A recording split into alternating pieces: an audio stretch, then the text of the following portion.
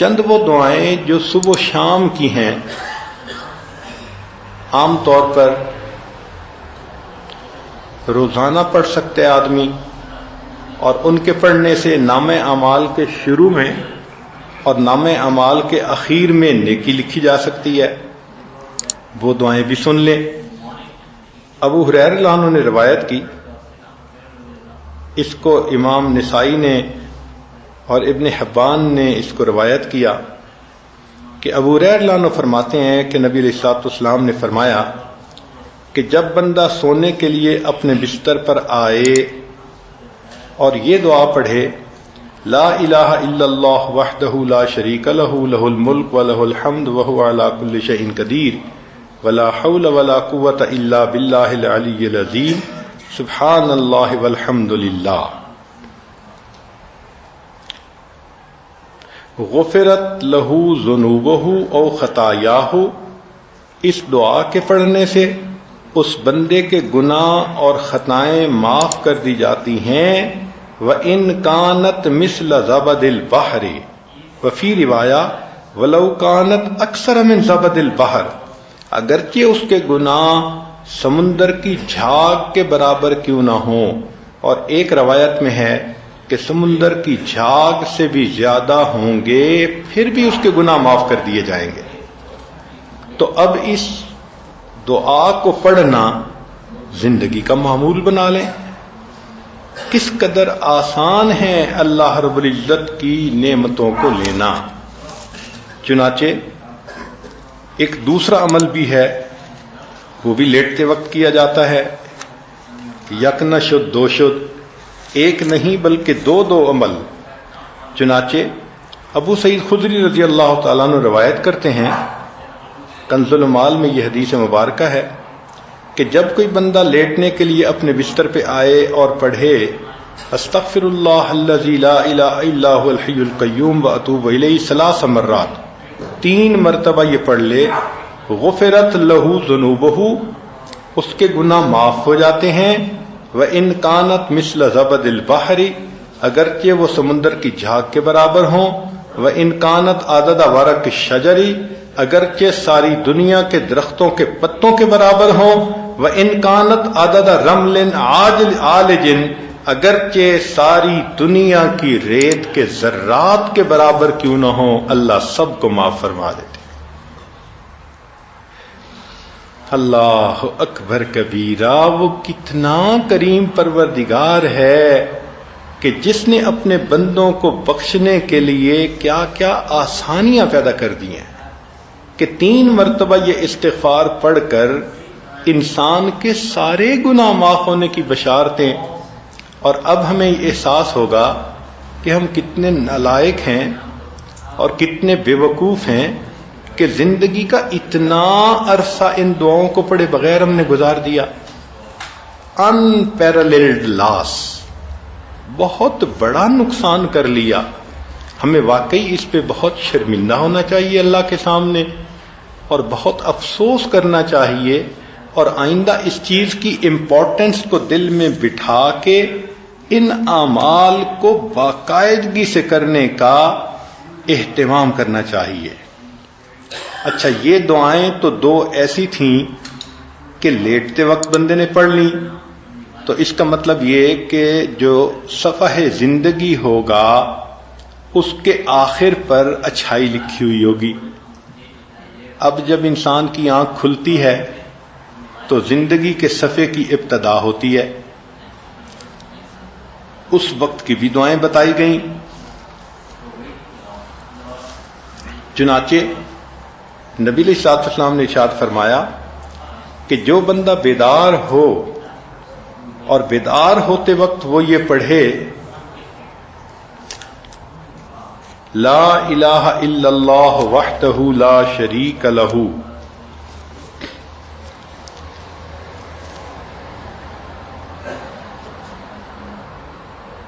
لا الہ الا اللہ وحدہ لا شریک لہ لہ الملک ولہ الحمد وہو علی کل شیء قدیر، الحمد للہ وسبحان اللہ ولا الہ الا اللہ واللہ اکبر ولا حول ولا قوۃ الا باللہ،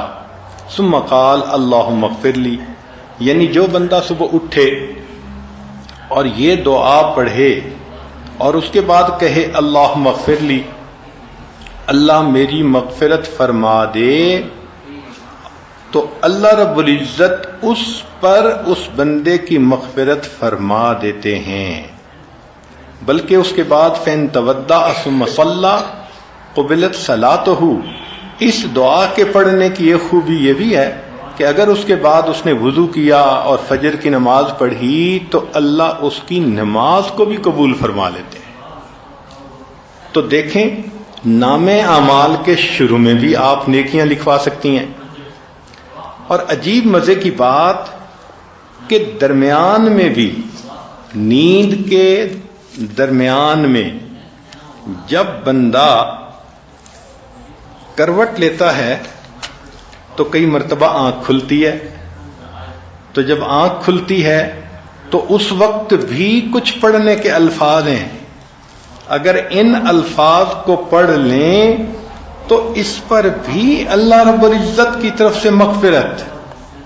اللہ رب العزت کی طرف سے اس پر بھی بندے کے گناہ معاف ہوتے ہیں۔ اب کروٹیں بدلتے ہوئے آنکھ کا کھلنا یہ تو معمول کی بات ہے، کتنی مرتبہ انسان سردی کے موسم میں کمبل ٹھیک کرتا ہے، رضائی ٹھیک کرتا ہے، اپنی کروٹ بدلتا ہے، ایک طرف سے دوسری طرف ہوتا ہے، تو کروٹ بدلتے ہوئے دعا کرنا، سبحان اللہ۔ عبداللہ بن عمر لانو نے اس کو روایت کیا کہ جو بندہ قال ہی نہ یتحرک من اللیل، کہ جو بندہ رات کو سویا ہوا کروٹ بدلے اور 10 مرتبہ کہہ دے بسم اللہ و سبحان اللہ و آمنت باللہ و کفرت بالطاغوت، تو ان کے پڑھنے سے اللہ رب العزت اس کے گناہوں کو بھی معاف فرمائیں گے اور ہر اس چیز سے محفوظ فرمائیں گے جس کا خوف اس کے دل میں ہو۔ ذرا توجہ کیجئے گا، یہ بہت بڑی نعمت ہے مشکل کام کہ نیند ہوتی ہے تو اس وقت تو بندہ چاہتا ہے کہ بس میٹھی نیند لے لیں اور دوبارہ آنکھ لگ جائے، تو اس وقت جو جاگنا ہے وہ مشکل معاملہ ہوتا ہے کچھ پڑھنا، لیکن اس وقت کے پڑھنے پر اجر بھی وہ ملا کہ جو اجر عام دعاؤں پر نہیں ملتا۔ کیا کہ آپ کے دل میں کتنی باتوں کا خوف ہوتا ہے، میاں نہ ناراض ہو جائے، اولاد نہ فرمان نہ بن جائے، بیٹی کے انداز بدلے ہوئے ہیں، اللہ اس کی حفاظت فرمائے، ساس آج کل بہت ناراض ہے، اللہ اس کو راضی کر دے، یا میرے خاوند کا کاروبار نہیں چل رہا تو تنگ دستی کا خوف، جو خوف دل میں ہے،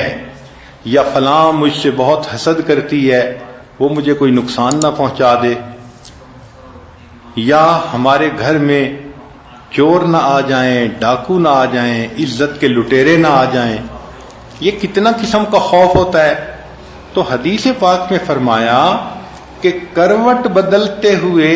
اگر یہ عمل کر لیں گی تو جس چیز کا خوف دل میں ہوگا اللہ تعالیٰ اس خوف کو ختم فرما دیں گے۔ سبحان اللہ،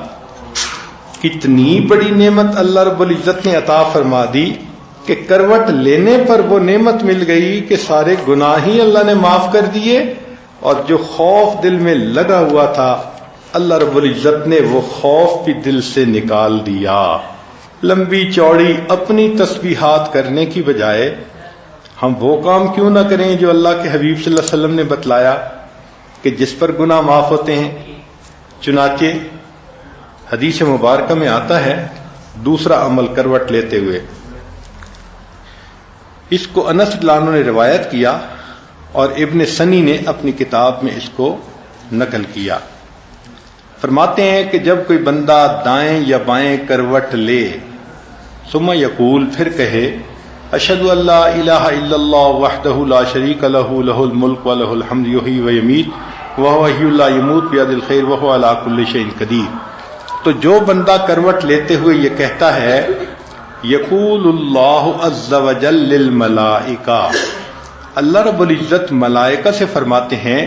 انظروا الی عبدی، میرے بندے کو دیکھو کہ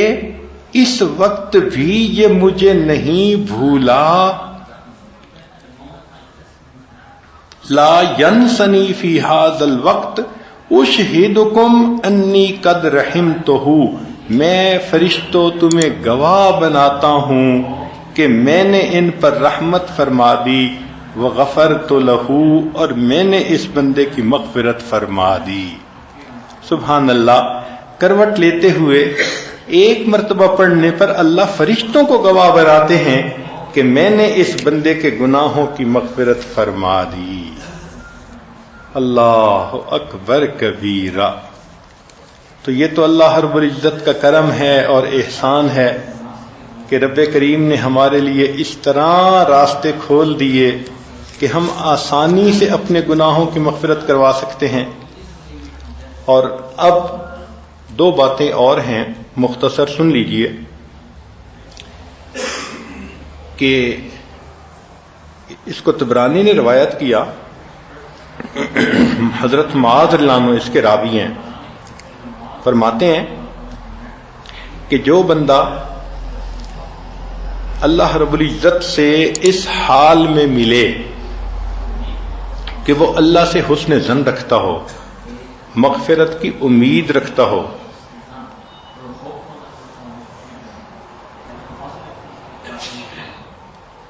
چنانچہ حدیث پاک میں فرمایا ان شئتم، اگر تم چاہو، انبأتکم، میں تمہیں بتا دوں، اول ما یقول اللہ للمؤمنین یوم القیامہ، کہ اللہ تعالیٰ قیامت کے دن ایمان والوں سے سب سے پہلے کیا بات کہیں گے، وَأَوَّلُ مَا يَقُولُونَ، اور یہ اللہ کو کیا کہیں گے، فَإِنَّ اللَّهَ يَقُولُ لِلْمُؤْمِنِينَ، اللہ تعالیٰ ایمان والوں کو قیامت کے دن یہ فرمائیں گے، حل احببتم لقائی، کیا تمہیں مجھ سے ملاقات کرنا پسند تھا، فیقولون، ایمان والے جواب دیں گے، نعم یا ربنا، اے پروردگار ہمیں آپ سے ملنا بہت پسند تھا، ہم دعائیں مانگتے تھے، اداس ہوتے تھے اور آپ کو ملنے کی تمنائیں کیا کرتے تھے، فیقول لما، اللہ پوچھیں گے کہ کیوں ملاقات مجھ سے کرنے کی تمہیں تمنا تھی، فیقولون، وہ جواب میں کہیں گے، رجونا عفوک ومغفرتک،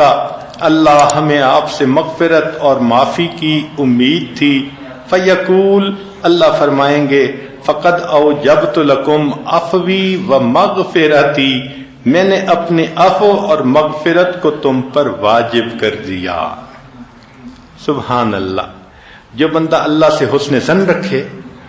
کہ وہ میرے پر مہربانی فرمائے گا، گناہوں کو معاف کرے گا، اللہ قیامت کے دن اسی بات کو بہانہ بنا کر گناہ معاف کر دیں گے۔ اور آج کی مجلس کی آخری حدیث مبارکہ، اس کو سلمان فارسی رضی اللہ عنہ نے روایت کیا کہ ان رسول اللہ صلی اللہ علیہ وسلم قال اذا رجف قلب المؤمن فی سبیل اللہ تحطت خطایاہ کما یتحط عذق النخلۃ ای ثمارها، کہ نبی علیہ الصلوۃ والسلام نے ارشاد فرمایا کہ جب مسلمان کا دل اللہ کے راستے میں کپ کپانے لگے تو اس کی خطائیں ایسے جھڑتی ہیں جیسے کہ تیز ہوا کے چلنے سے کھجور کے خوشے گر جاتے ہیں، یعنی درخت سے پھل گر جاتا ہے جیسے تیز ہوا کے چلنے سے، ایسے جس بندے کا دل اللہ کی عظمت کو سوچ کے کپ کپایا، اللہ کی خوف سے کپ کپا گیا، اس کے گناہ